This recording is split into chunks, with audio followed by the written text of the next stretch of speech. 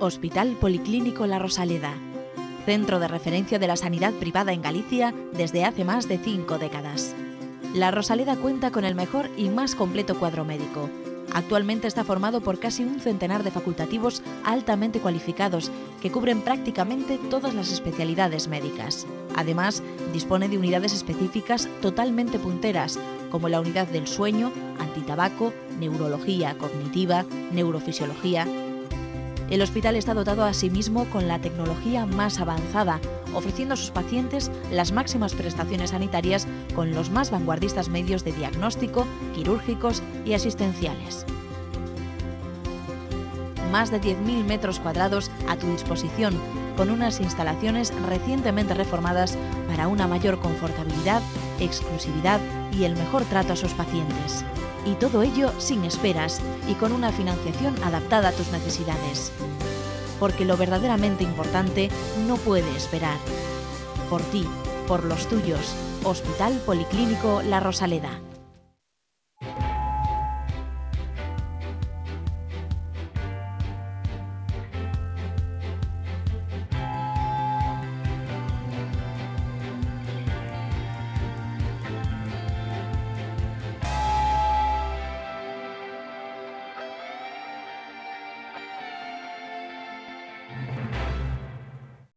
Hola, bienvenidos. Una semanita más aquí en Falando de Saúde en el Correo Gallego, en la televisión del Correo Gallego, para contarles cosas que tienen que ver pues, con el bienestar, con mejorar nuestra calidad de vida, con durar mucho más, con no estropear más de lo que lo hacemos la cajita al cuerpo. Y después de la bienvenida a ustedes, obviamente, la bienvenida a María Almodóvar, mi querida compañera. Hola María, ¿otra semanita? Otra más. Bueno, ya llevamos unas cuantas y ya saben ustedes que yo aquí no digo nada que no me diga María qué tengo que decir. María, ¿de qué tengo que hablar hoy? Bueno, que conste que a veces te consultan una cosilla, ¿eh? Pues hoy, en Falando de Saúde, entrevista con una ginecóloga de La Esperanza y una matrona de La Rosaleda. A continuación, los espectadores formulan sus preguntas a nuestras invitadas sobre el tema de hoy, segundo trimestre del embarazo. Por supuesto, hoy no faltará la explicación de la palabra de la semana por el doctor Ignacio Balboa, corticoide. Y por último, aprenderemos qué es la magnetoterapia con el equipo de fisioterapia de La Rosaleda. Ya han visto que vamos a cubrir un abanico bastante amplio de temitas y todos muy interesantes, porque resulta que ya tuvimos aquí en una ocasión a una de las invitadas que nos acompañan hoy para hablar de la primera parte del embarazo. Bueno, pues aunque se dice habitualmente que nunca segundas partes fueron buenas, esta no va a ser buena, va a ser mejor. La doctora Raquel Carracedo. Hola Raquel, bienvenida. Hola Ignacio, buenos días. Y además, para que se sienta arropada, le traemos a una persona que ya ha venido varias veces, es un encanto de mujer, aparte de una gran profesional, que es Lola, la matrona, porque bueno, es como parte del paisaje. Bienvenida. Muchas gracias. Un placer. Y ¿saben ustedes por qué vamos a hablar hoy con dos personas que saben de esto? Pues porque a partir de un determinado momento de la evolución del embarazo, pues empiezan a participar más profesionales y en la segunda mitad empiezan efectivamente a entrar en juego, además del ginecólogo, pues las matronas para cosas que tienen que ver con la formación y demás. Pero lo primero que me gustaría que nos explicara la doctora Carracedo es qué le pasa al cuerpo de la mujer cuando está embarazada y entra en ese segundo trimestre del embarazo. ¿Qué cambios hay? Bien, pues en la segunda mitad del embarazo, en el segundo trimestre del embarazo, los cambios son un poquito más sutiles que en el primer trimestre. Digamos que es el trimestre más calmado, más tranquilo. Aún así se producen una gran cantidad de modificaciones en el cuerpo de la embarazada que pueden llegar a ser sintomáticas. Lo primero que va a notar la mujer es que el útero sale de la pelvis. Durante el primer trimestre está ahí, incluido entre los huesos pélvicos, pero ya en la segunda mitad va a emerger al exterior y sobre la semana 20 lo tenemos ya a la altura del ombligo. La mujer va a notar que aumenta de peso y que pierde su cintura. Ese incremento de tamaño del útero va a repercutir sobre las estructuras que tiene a su alrededor y va a producir fenómenos compresivos. Lo va a notar la mujer, por ejemplo, en la frecuencia miccional, que va a aumentar. O sea, va a hacer más pis. Sí, va más veces a orinar. También lo va a notar sobre el ritmo intestinal. Se produce una compresión del intestino y también contribuyendo a ello las hormonas del embarazo se va a producir un enlentecimiento del tránsito intestinal. Hay más tendencia al estreñimiento, por eso es muy importante que la mujer ingiera suficiente cantidad de líquidos y haga una dieta rica en fibras. ¿Cuánto le damos de líquidos? ¿2 litros diarios Sí, como mínimo? está bien, 2 litros, 2 litros y medio. Perfecto. ¿Y si retiene, qué hacemos? Si retiene. Si Bueno, retiene líquidos al ingerirlos. La retención de líquidos todavía no va a Aún empezar, no. va a ser un poquito más tardía en el embarazo, pero bueno, pues restringir la ingesta, lógicamente. ¿Qué otras cosas pueden surgir en el segundo trimestre del embarazo? Pues siguiendo con esta fenomenología compresiva, pues una compresión de la circulación venosa. El útero va a comprimir dos vasos grandes, que son la arteria aorta y la vena cava inferior, y entonces se produce un estancamiento de la sangre en la mitad inferior del cuerpo que va a empezar a producir esas primeras varices, que luego van a ser más acusadas y llamativas en el tercer trimestre. Varices que incluso pueden llegar a aparecer en la zona vulvar y que pueden ser bastante incómodas. También por efecto hormonal pueden aparecer pequeñas arañitas vasculares, que son pequeños capilares que se rompen a nivel de las piernas, y estos capilares muchas veces aparecen en la mucosa nasal. Por eso la mujer embarazada del segundo trimestre, al sonarse o al estornudar o hacer un pequeño esfuerzo, puede sangrar por la nariz. También como cambio importante son cambios a nivel de las encías. Se produce una gingivitis en la embarazada que puede llegar a ser importante, sobre todo en mujeres con predisposición genética a la enfermedad periodontal, y por tanto es muy importante remitir a nuestros pacientes para una revisión odontológica.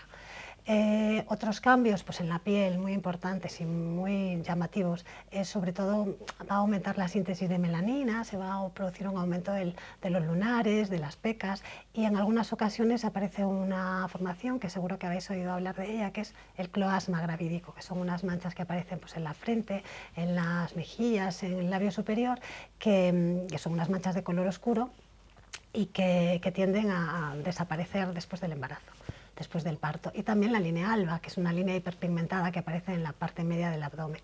Por eso es muy importante que la mujer embarazada haga una fotoprotección y sobre todo cuando el embarazo coincide con la época estival, protegerse mucho a la hora cuando se va a exponer a la radiación solar. Y bueno, un poco más o menos esa es la sintomatología. Un poco más o menos, caramba, pobrecita, ¿cómo la ha dejado? Caramba. Menuda. ¿Qué acontecimientos, doctoras, suceden en el desarrollo fetal durante este segundo trimestre? Bien, en el segundo trimestre el embrión ya está formado, la embriogénesis ya está terminada y el feto lo que hace es crecer, madurar los órganos y hacerse más proporcionado. Ya las partes del cuerpo, la cabeza, los brazos, el abdomen y el tórax pues se proporcionan. Van a surgir muchos acontecimientos. Por ejemplo, en la semana 14 ya empieza el feto a fabricar orina y esa orina va a contribuir a la formación del líquido amniótico.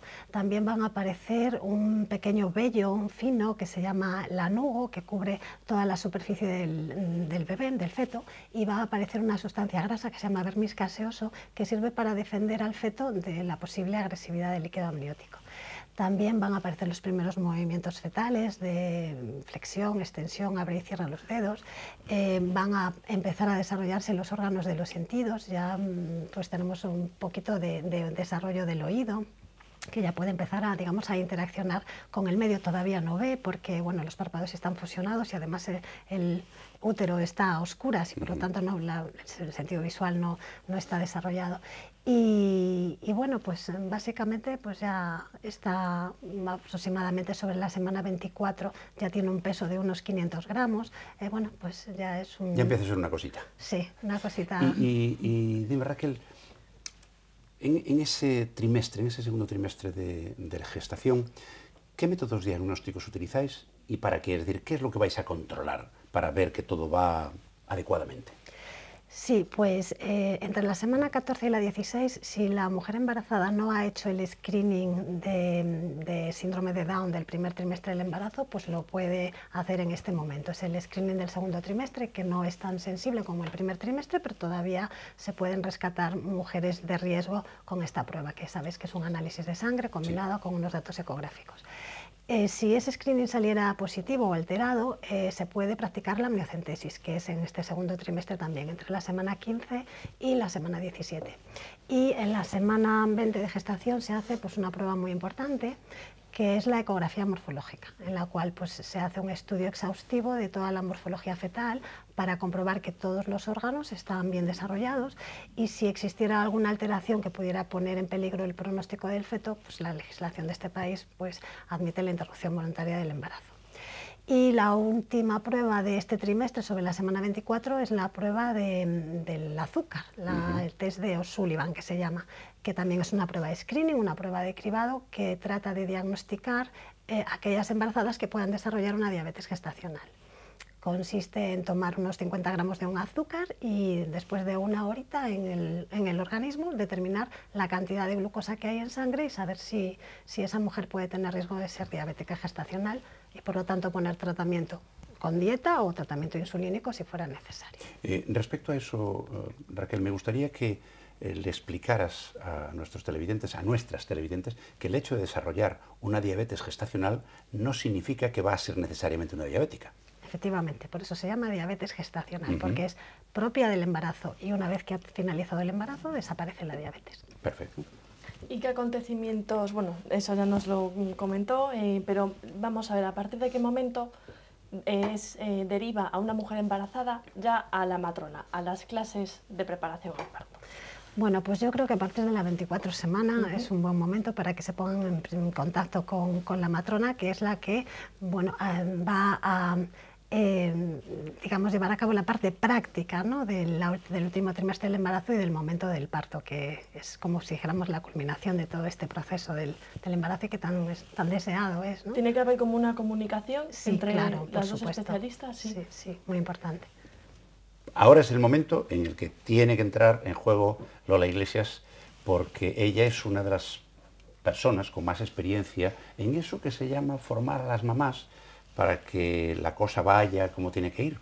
Y eso que se llaman las clases de preparación al parto, ¿cuántos años llevas impartiéndolas, Lola? Muchos, 30 más o menos.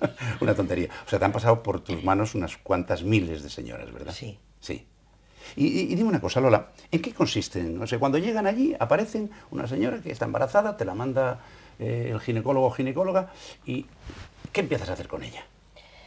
Bueno, como decía la doctora Carracedo, la preparación al parto lo ideal es empezarla en la semana 30, 32. Ahora mismo lo que estamos aconsejando es que en el segundo trimestre, así como el primero no se puede, es que hagan pilates, sobre todo si tienen problemas de espalda. De todas formas es bueno que el segundo trimestre tomen contacto con nosotras y nos van conociendo, se le dice cuál es el momento ideal de empezar las clases de preparación al parto. No hay ningún inconveniente en que las empiecen en el segundo trimestre, si por fechas a ellas le va mejor. Y si no, pues le aconsejamos eso, que hagan pilates durante el segundo trimestre y en el tercero la preparación al parto. Porque por lo menos desde las clases que impartimos las matronas de la Rosaleda, casi todas las mamás cuando te llaman para pedir cita para la preparación al parto, lo primero que te dicen es ¿cómo tengo que ir vestida? Se imaginan que van a hacer sobre todo ejercicio. Y nosotros apenas damos ejercicio en la preparación. Más que preparación al parto es preparación a la maternidad. Entonces, el ejercicio, como les digo yo, si no valdría de nada con que hicieran, aunque fuese una hora de ejercicio un día a la semana, y en el tercer trimestre.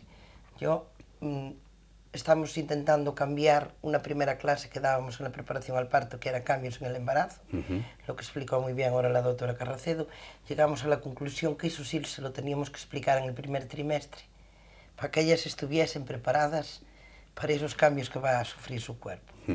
Entonces vamos a empezar a dar esa charla que dábamos como primera clase de preparación al parto en el primer trimestre, porque en el tercer trimestre llegamos a la conclusión que esos cambios ya los vivieron casi todos. Claro. Y no valía de nada. Entonces, que el primer trimestre que tengan el primer contacto con la matrona, se les explican esos cambios de embarazo para que después no se lleven esa sorpresa de, pues, como decía ella, que si las digestiones, que si me aparecen varices, que si tengo que ir más veces al baño. Que creen que son complicaciones y realmente es lo natural y normal. Son, claro que sí. Y después empezar con la preparación al parto, pero sí, hacemos un poquito de relajación, hacemos respiraciones, pero sobre todo hacemos educación maternal. Entonces es el saber diferenciar los signos y síntomas del parto, cuándo acudir a la clínica, lo que sí es importante y no es.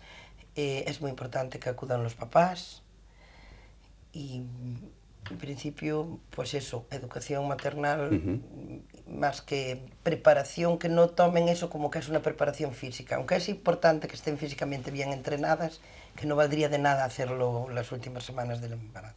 ¿Y dónde pueden ir las mamás a aprender a hacerlo? Bueno, si las mamás, en la Rosaleda hay un centro de preparación al parto que se nos estaba quedando pequeño, eso es señal de que hablan bien de nuestras clases.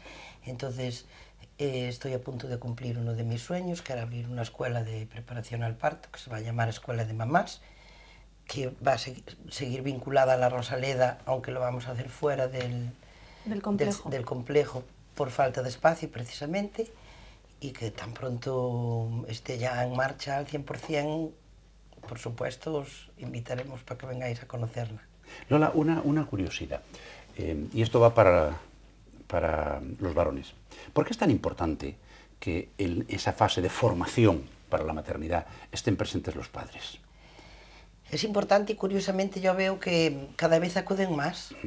Estos últimos grupos, solo una mamá, y por problemas de trabajo, por eso dentro de Escuela de Mamás vamos a hacer distintos horarios. Ahora mismo incluso tenemos un grupo el fin de semana para gente que es de fuera o que por motivos de trabajo no puede acudir por la semana. Es muy importante porque al principio eran un poco reticentes, ¿sabes? Y sobre todo si en un grupo llegaban, imagínate, un grupo de 7 mamás y solo una viene con el papá. Ya. Y al salir ese papá dice, ¿ves? Es que no fue ninguno. En cambio, si ve que hay más, ellos después participan mucho y llegado el momento del parto, ellos saben identificar esos signos y síntomas que nosotros le dijimos a ellos, a las mamás, y colaboran mejor a la hora del parto, a corregirlas si creen que aunque la matrona esté presente, yo los dejo si son ellos primeros que le dicen, no, mira, no está respirando bien, hazlo así mejor, recuerda como nos decían en las clases. Ellos se sienten como que participan más. Como le hablamos también, por ejemplo, de cómo preparar la canastilla, que deben de tener la bolsa preparada ya a partir del segundo trimestre. Notamos ese cambio, de verdad, porque antes a lo mejor le decías, papá, prepárame la ropita del bebé, que ya pronto vamos a bajar al paritorio, y estaban muy perdidos. Y de repente decían, body, ¿cuál es el body? Y entonces ahora como los ves, que sí, que explicaron en las clases que el primer día hay que ponerle un gorrito al bebé, sí, ya sé dónde está, ya lo tengo aquí.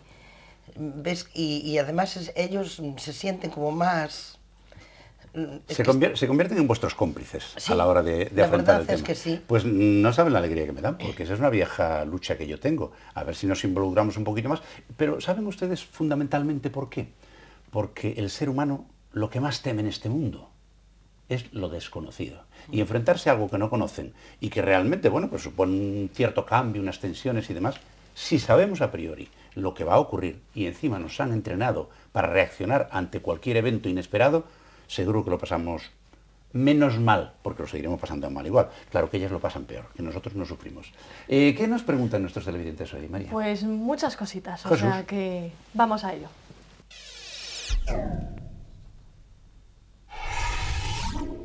Como saben, pueden enviarnos todas sus consultas dirigidas siempre a nuestros invitados a falandodesaude@correotv.es, o si lo prefieren pueden seguirnos a través de las redes sociales como son Facebook y Twitter. Bueno, vamos a hacer 3 preguntas, ya más o menos algo ya han comentado respecto a ellas. Teresa de Santiago, doctora, ¿es verdad eso que dicen que este segundo trimestre es el más agradable de los 3? Pues sí, como dije antes, la verdad es que la sintomatología, a pesar de variada, como dije antes, pues es bastante liviana, muy bien tolerada. Es un poco el preámbulo del tercer trimestre, pero sí, es el que mejor se tolera y cuando la embarazada se puede ver más contenta y relajada. Lola, Laura de Santiago le pregunta, bueno, le dice que ella nunca hizo ejercicio y si será capaz de aguantar las clases de preparación al parto. Algo ya te tienen miedo, Lola. No, precisamente yo dije que en nuestras clases de preparación al parto el único ejercicio, prácticamente el único que hacen es el del expulsivo. Para explicarles cómo, llegado el momento del expulsivo, cuál es la mejor forma para colaborar. Entonces, no, le decimos que el mejor ejercicio, y yo imagino que yo se lo dice la doctora desde el principio, es que caminen todos los días un ratito. Sí. O que hagan pilates y entonces el cuerpo también va a estar más entrenado. Que es bueno que tengan una buena formación física, que no deja de ser un trabajo físico el que van a hacer también y que si tienen una buena preparación física lo van a afrontar mejor. Pero en las clases no van a hacer ejercicio. ¿Y es importante eso de aprender a respirar?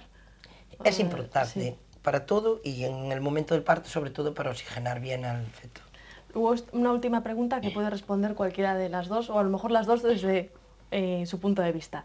Pepe de Teo, tenemos un hombre. ¿De qué manera puedo darle apoyo a mi mujer para que no se sienta tan sensible durante el embarazo? Lola, esta te la dejo a ti. Pues informándose. Si él también está bien informado, era lo que te decía antes, si a un papá le explicas, está viniendo a las clases de preparación al parto y de repente pues la mamá le dice, es que manché un poquito, yo creo que es por ser tapón mucoso. Si ese papá sabe lo que es el tapón mucoso, le dice, pues no te preocupes, sabes que el parto puede ser inminente, puede ser en 2 semanas, es un signo de que el cuello del útero se modificó, y entonces vamos a tomárnoslo con calma. Si ese papá no está enterado de nada, es el que le va a decir, pues cariño, sale corriendo, pero yo tardo media hora, si tal, vete llamando una ambulancia, cuando no sería necesario si está bien informado. Con lo cual ha visto una evolución enorme en estos 30 años que lleva siendo matrona, ¿no? Con respecto a los papás. Sí, que se involucran muchísimo más. Yo tengo una curiosidad antes de pasar a lo que viene después, y es, hemos visto en los medios de comunicación que ha habido mujeres, atletas profesionales, que han estado no compitiendo, pero sí manteniendo una actividad física elevada, unos entrenamientos bastante duros. ¿Hasta qué momento es recomendable seguir con una rutina normal y en qué momento realmente el ejercicio o el entrenamiento de una competidora, aunque no sea profesional, hay que pararla? Porque puede empezar a ser, bueno, pues inconveniente. Hombre, yo no creo que haya una semana exacta para decir hasta aquí, ¿no? Yo creo que es un poco individualizar el caso, el saber el tipo de ejercicio que está realizando. No es lo mismo pues una corredora de fondo, pues que yo qué sé, pues una saltadora de vallas o una levantadora de peso. Una levantadora de peso. Entonces, pues en principio lo hay que individualizar. Y va a haber un fenómeno que se va a producir a lo largo del embarazo, que es el aumento del volumen sanguíneo circulante. El aumento del volumen sanguíneo circulante hace que el corazón vaya más deprisa, por lo tanto la embarazada tiene una frecuencia cardíaca de base más alta que una persona normal, con lo cual la tolerancia al ejercicio progresivamente va a ser peor. Yo creo que va a ser la propia paciente la que ponga ese límite, porque va a llegar un momento que no sea capaz de soportar el esfuerzo que le supone el ejercicio. ¿Y ahora qué nos toca? Ay, tú, temido examen, pero te prometo que es fácil. Ya veremos.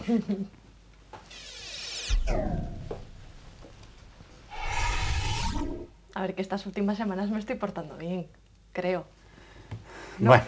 Bueno, a ver. En fin, a ver, corticoide. A ver, ¿me estoy portando bien o no? Y decía que lo ponía fácil. Casi nada, al aparato. Corticoide. Bueno, pues los corticoides, porque no es uno solo, son familias de hormonas que nuestro organismo produce y que tienen una serie de funciones. Se llaman corticoides porque su lugar de producción, de fabricación dentro del organismo es la corteza. ¿La corteza de qué? Pues la corteza de la glándula suprarrenal. ¿Y eso qué es? Pues eso, una glandulita que está encima del riñón, pegado, como un casquete. Bueno, pues ahí se produce una serie de hormonas por órdenes que le vienen dictadas directamente desde el cerebro, y esas hormonas, entre otras, están los corticosteroides. Los corticosteroides que tienen varias funciones en el funcionamiento normal del organismo. Por ejemplo, bueno, pues son los encargados de que nuestro organismo mantenga una determinada cantidad de agua dentro, jugando con que retenemos más o menos sal y entonces mantenemos la tensión en un determinado nivel. Segundo, bueno, pues son muy buenos antiinflamatorios, son unas herramientas que el organismo utiliza para que cuando nos pegamos un golpe o tenemos una inflamación provocada por una infección, pues la reacción no sea exagerada. ¿Qué más cosas? Pues, por ejemplo, trabajan para que nuestras proteínas se deshagan y nos den glucosa, o las grasas, o el propio glucógeno que tenemos en el hígado. Es decir, hace que venga al torrente sanguíneo la energía que tenemos acumulada en forma de grasas, en forma de proteínas o en forma de azúcares almacenados. Como ven, tiene bastantes funciones. ¿Qué ocurre cuando o bien se produce de más o las suministramos desde fuera de más, porque son una herramienta terapéutica muy potente, o cuando no las tenemos porque supongamos que ha habido que extirpar esas glándulas por un tumor o por una enfermedad. Bueno, pues ocurren dos cosas. Si nos faltan, vamos a tener problemas de lo que se llama el síndrome de Cushing, que es el señor que describió lo que ocurre cuando no tenemos esas hormonas porque no las producimos. Ahora afortunadamente se pueden administrar desde fuera, pero cuando el señor Cushing lo descubrió no había forma. Pues te pones gordo, retienes agua, te sube la tensión, bueno, un desastre. Y lo contrario, cuando resulta que suministramos demasiadas porque estamos utilizando esas drogas para luchar contra algún problema y el médico nos recomienda que las tomemos, pues pueden ocurrir varias cosas si no le hacemos caso a las dosis que nos recomienda el médico. Por ejemplo, se pueden utilizar para luchar contra el asma. Como son antiinflamatorias, pues resulta que la inflamación de los bronquios exagerada en el caso de un asma, pues se utiliza. Pero si nos pasamos o no seguimos las indicaciones al pie de la letra que nos da el alergólogo, puede ocurrir que empiece a deprimirse nuestro sistema inmunitario y tengamos un problema más complejo. Por tanto, son unas herramientas muy potentes, se utilizan en montones de tratamientos, pero ojo, porque hay que ser muy estricto en su uso. El médico le dirá exactamente lo que tiene que hacer y no se aparten ni un milímetro, porque como todo lo poderoso, mal utilizado, puede ser peligroso. Así que corticoides, hormonas producidas por la corteza suprarrenal y que controlan un montón de cosas y hay que tener cuidado con ellas. Lección aprendida. ¿Ves cómo no era fácil? Bueno, a ver, es que tal y como lo explicas tú resulta fácil, entonces... Muchas gracias, yo también te quiero, María. Pues ahora nos vamos, si quieres, a la Rosaleda a conocer qué es eso de la magnetoterapia. ¿Tú sabes lo que es? Lo voy a aprender enseguida. Vale.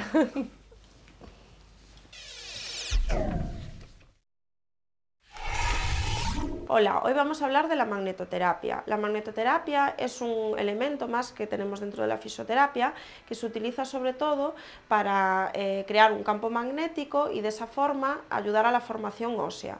Por tanto, se utiliza en casos de fracturas, cuando hay problemas de falta de consolidación y pseudoartrosis. De lo que se trata es de poner, en este caso, vamos a imaginarnos que este paciente tiene una fractura pues, de escafoides, por ejemplo. Lo que se trata es de que deje la mano dentro de este solenoide, que es el que ayuda a formar el campo magnético, y son tratamientos largos, aproximadamente sobre media hora. Es un tratamiento indoloro, el paciente no nota nada, ningún tipo de vibración, ningún tipo de dolor, y simplemente tiene que estarse así quieto durante media hora. Bueno, yo ya he aprendido lo que es la magnetoterapia, espero que ustedes también. Así que como se nos acaba el tiempo, siempre esto corre más de lo que nosotros quisiéramos, porque nos encanta estar con ustedes, vamos a empezar con las despedidas. Lola Iglesias, matrona de la Rosaleda, doctora Raquel Carracedo, ginecóloga de la Rosaleda, María, mi querida compañera. De Correo Televisión. Y a ustedes agradecerles la presencia, que estén ahí una semana tras otra, que ya tienen ustedes paciencia, y esperarlas aquí la semana que viene, que volveremos a hablar de cosas de salud. Hasta entonces, ya saben, el mejor de mis deseos, salud y suerte.